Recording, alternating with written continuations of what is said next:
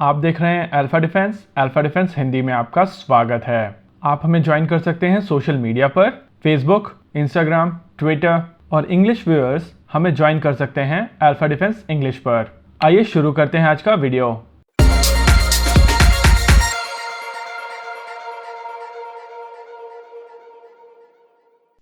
आज के इस वीडियो में हम लोग बात करेंगे F-35 लाइटनिंग 2 के बारे में और एनालाइज करेंगे जो न्यूज आ रही है कि F-35 लाइटनिंग 2 MMRCA 2 के लिए ऑफर किया जा सकता है।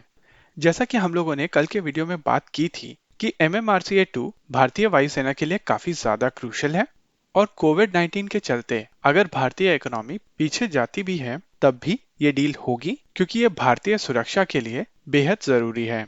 पिछले 2-3 दिनों से कई सोशल मीडिया प्लेटफॉर्म्स पर F-35 को MMRCA 2 में शामिल किए जाने वाली बात बार बार आ रही है और ये पहली बार नहीं है कि F-35 को लेकर भारत में बात शुरू हुई हो। आज के इस वीडियो में करते हैं इसी बात की एक एनालिसिस और समझने की कोशिश करते हैं कि ये बातें फिर से क्यों शुरू हुई हैं, इसका स्रोत कहां से है और ये कितनी ज्यादा रियलिस्टिक बातें हैं। MMRCA 2 आज की तारीख में दुनिया का सबसे बड़ा डिफेंस टेंडर है। भारतीय वायुसेना के लिए खरीदे जाने वाले ये 114 जेट तकरीबन 1.5 लाख करोड़ के होंगे। अगर 1.5 लाख करोड़ को पर्सपेक्टिव में डाला जाए तो समझ में आता है तकरीबन 5 गुना पाकिस्तान की जीडीपी। जी हाँ, आपने सही समझा, इस पूरी डील की कीमत पाकिस्तान की जीडीपी के 5 गुना होगी।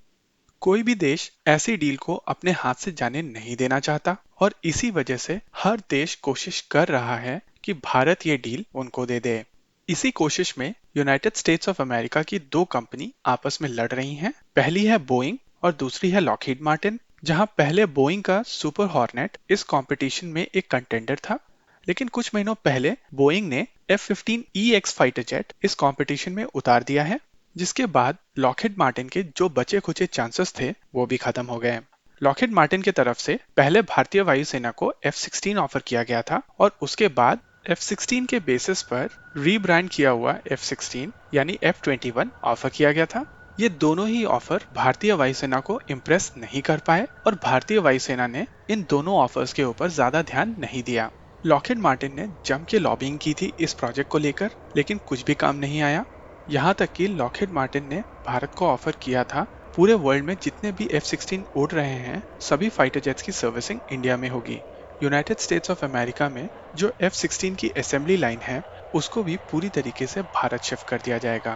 बिजनेस के लिहाज से ये काफी ज्यादा अच्छा ऑफर था, लेकिन F-16 एक काफी ज्यादा पुराना प्लेटफॉर्म है और इसमें अपग्रेड के स्कोप खत्म हो चुके हैं। इस हिसाब से अगर लॉकहीड मार्टिन को इस टेंडर में बने रहना है तो उसको अब एक ऐसा फाइटर जेट ऑफर करना पड़ेगा जो बोइंग के फाइटर जेट से बेहतर हो। F-16 के अलावा लॉकहीड मार्टिन के पास केवल F-35 ही है और अगर बोइंग को कंपटीशन देना है तो लॉकहीड मार्टिन को F-35 अब इस कंपटीशन में उतारना ही पड़ेगा। जहां तक बात आती है MMRCA 2 की, तो ये ऑलमोस्ट सर्टेन दिखता है कि इस टेंडर में रफाल सेलेक्ट होगा और इस बात को फ्रांस बड़ी अच्छी तरीके से जानता है।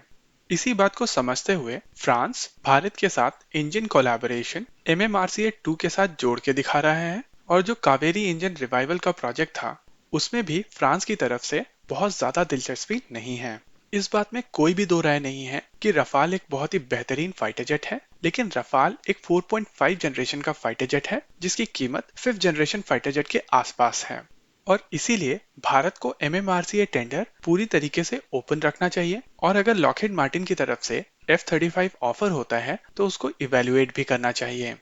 इस वीडियो को बनाने से पहले हम लोगों ने ट्विटर पर F-35 को लेकर एक पोस्ट की थी और समझने की कोशिश की थी कि व्यूअर्स F-35 के बारे में क्या सोचते हैं। इस पोस्ट पे आए रिप्लाईज के बाद में ये बात समझ में आई कि भारत में F-35 को लेकर बहुत सारे भ्रम हैं और कुछ लोगों में एक अजीब तरीके की हेट्रेड भी है कि F-35 में एक अजीब तरीके का किल स्विच लगा हुआ है जिसकी मदद से United states of America US में बैठे हुए भारत की पूरी F-35 फ्लीट को एक बटन दबाकर निष्क्रिय कर देगा। इस आर्ग्यूमेंट में कोई भी दम नहीं है। हाँ, ऐसा हो सकता है कि United states of America Bharat को स्पेयर पार्ट्स देना बंद कर दे। ऐसे में फाइटर जेट की फ्लीट स्पेयर पार्ट की कमी के चलते ग्राउंड हो सकती है, लेकिन ये कंडीशन तो भारत में निर्मित लाइट कॉम्बैट एयरक्राफ्ट तेजस के साथ भी हो सकती है। तेजस का engine United states of America में ही बनता है। F-35 को लेकर एक और भ्रम है कि F-35 की कीमत बहुत ज्यादा है और भारत इसको अफोर्ड नहीं कर सकता। F-35 लाइटनिंग 2 के 3 वेरिएंट हैं, F-35A, F-35B और F-35C।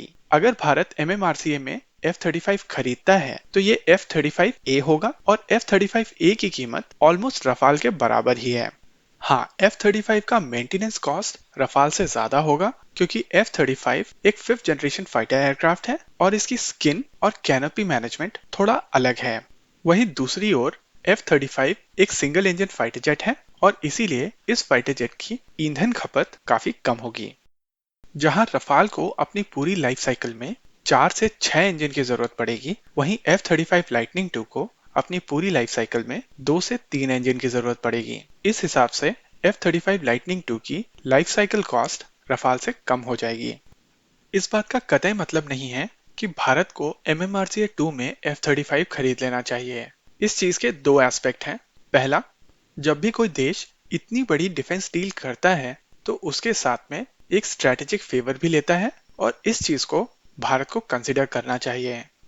वहीं दूसरी ओर अगर MMRCA 2 में फ्रांस के रफाल लिए जाते हैं तो इसे पूरी तरीके से एक कमर्शियल नेगोशिएशन के तहत लेना चाहिए। फ्रांस को यूनाइटेड स्टेट्स ऑफ अमेरिका से जो इस डील के बदले स्ट्रेटेजिक फेवर्स मिल सकते हैं उसको कॉम्पनसेट करने के लिए कुछ ना कुछ लेना चाहिए, चाहे ये एडिशनल मिराजेस हो या इंजन की टेक्नोलॉजी।